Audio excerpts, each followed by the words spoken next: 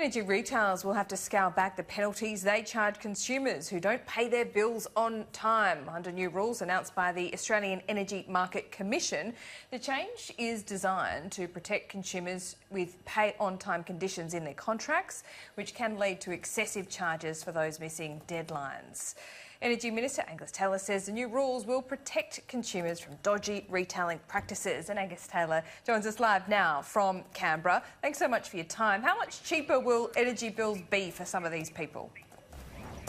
Well, it obviously depends on your circumstances, but we've seen people being hit with these dodgy late payment penalties by as much as 40%, Laura. Essentially, when you go and negotiate a discount, those discounts are in some cases being completely taken away. Typical household might be paying $185 a year extra as a result of the late payment fees. Small business much more, closer to $1,000. Obviously depends on the circumstances, but this was completely unacceptable practices. From the 1st of July they'll be outlawed. Penalties of up to $100,000 for any transgressions from the companies. The regulators will be keeping a very, very close eye on this one. The good news is we're starting to see the energy companies, we've seen them moving on this in advance of the rule change, but the rule change will be in place from the 1st of July. Yes, we're all keeping a very close eye on our energy bills indeed. Now, you promised before the election a 25% reduction in costs by the end of next year. Is that still an ironclad guarantee or more a target? Yeah, well, the very good news is at the retail end we've seen 4 consecutive quarters of electricity price reductions, but wholesale prices, which is what you're referring to there, in the last 3 months they're 35% down on the same period last year. And how much is that making it to retail though? Well, the point I'm making to you now is that target was wholesale prices, and that then has to flow through to retail prices. We put legislation through the Parliament last year which requires substantial and sustained savings in wholesale prices to be passed through to customers. If you're a big industrial user, the wholesale price is the vast majority of the price. If you're a retail customer, obviously it's a smaller proportion of it. Small to medium-sized businesses somewhere in the middle, but we'll be watching very, very closely to see that as contracts roll over, that these savings are being passed through. And they're not just savings in electricity. We're also seeing the same reduction, 35% reduction, in gas prices in the last 3 months compared to the same time last year. So this is really very, very good news for energy customers. We've seen early reductions in retail prices. We'll be watching closely to see that these wholesale prices are passed through as well. Well, Rio Tinto in the last couple of days as well have announced that they have a zero emissions target by 2050 and they're going to invest more than $1 billion in what they describe as climate change measures. Is that good news as well? Do you welcome that? Yeah, well, look, we welcome investment by the private sector in technologies that are going to reduce emissions, and that's exactly what Rio Tinto is focused on, investing in technology that will reduce emissions in industries like the mining sector where they are, where it is difficult to reduce emissions. They want to see that alongside affordable, reliable energy for their aluminium smelters, for instance, and they've got a very strong focus on that.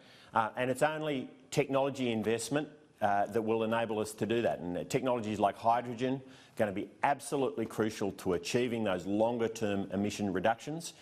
Crucial in the shorter term is our 2030 target, which is a 26% emission reduction target.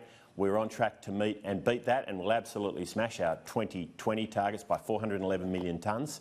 You know, this is crucial. And the whole point about this is that as a government, we focus on the plan to deliver sensible targets with a plan to deliver on those targets. We've done that for 2020.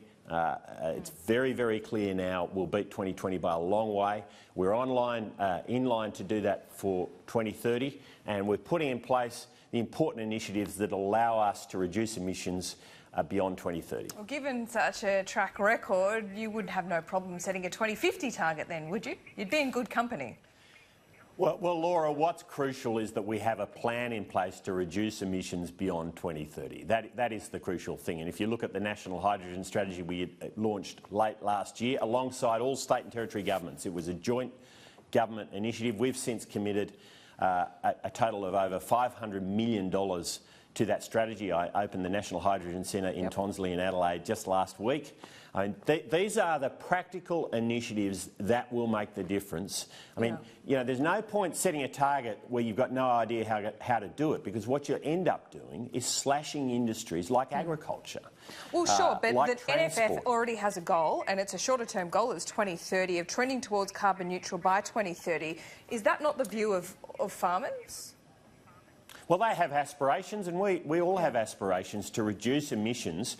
But, you know, let's be clear. They know, the NFF, just as Rio Tinto, know that the key to this is technologies that can allow us to do this without trashing our industries, shedding jobs, shedding incomes. They all know, everyone knows this. And yet what we've seen from Labor is this target with no plan, Laura. Now, they've done it before, sure, but can I just ask you on that? And I'm sorry to interrupt, because, yes, you're right, there is no plan in place at the moment, but they are in good company, aren't they? They've got a 2050 emissions reduction, zero emissions reduction target by 2050. Rio Tinto, as I just explained, have a similar target. Just the NFF, I've mentioned, the New South Wales government and Labor. I mean, what is the difference between those groups and what Labor has put forward? Well, let's be clear here, Laura. The three biggest emitters in the world, China and India and the United States, don't have such a target, and it's claimed that countries like New Zealand do. I mean, New Zealand's exempted its agricultural sector. It's claimed that Europe does. Poland, of course, is exempted from that, and that's the big coal generator in Europe, which supplies energy to Germany and other parts of Europe. Boris Johnson didn't mention him. The crucial thing here, Laura, is that if you're going to set a target, you've got to have a detailed plan about how to get there without trashing the economy. You know, this is like Groundhog Day. Labor do it again and again and again. They set themselves these targets, and, you know, they come back to the one instrument they love more than anything else, which is tax, which is a carbon tax. What's the difference between the Berjikilian government and the Anthony Albanese opposition? Well, the federal government is the one that makes the international commitments and is held to it. You've singled out Labor for special criticism here. Why not the New South Wales government? Because the federal government, or those who would like to be the federal government, have a special level of accountability, because they're the ones who go to the international negotiations, the COP meetings and conferences, and they are required to deliver on their targets. And this is why, you know, our focus from day one, from the moment we got into government, was to deliver. Look, a very important fact in this, when we got into government, the forecast Labor left us with their carbon tax was emissions to be 100 million tonnes higher than they are this year. We've delivered that without a carbon tax. We got rid of it. Emissions will be 100 million tonnes lower than was in their forecast. This is how you do it, Laura. It's energy efficiency, it's land management through farmers, it's world-leading levels of investment in household solar. I mean, this is how you do it, and it's how we are doing it. We'll continue to focus on that approach. Angus Taylor, twice in 1 week. Thanks so much for your time. Thanks for having me, Laura.